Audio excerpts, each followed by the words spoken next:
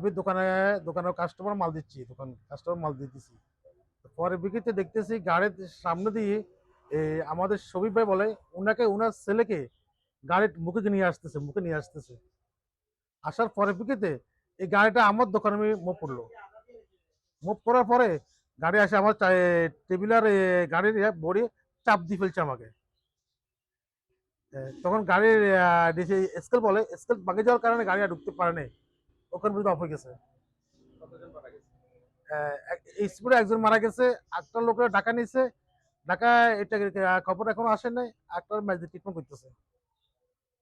আমরা এই সড়ক দুর্ঘটনার সংবাদ পেয়ে ঘটনাস্থলে আসছি। এসে যেটা দেখলাম, ওই যে যমুনা তেলবাহী একটা লরি, আর যিনি মারা গিয়েছেন শফিক সাহেব, উনি একটা মোটরসাইকেলে ছিল, ওনার দুই ছেলে সহ। এই ট্রাকটা মোটরসাইকেলের পেছন থেকে ধাক্কা দেয়, ধাক্কা দিলে শফিক সাহেব উনি স্পটেই মারা যায়। ওনার দুইটা ছেলে গুরুতর আহত অবস্থায় বর্তমানে চিকিৎসাধীন আছে।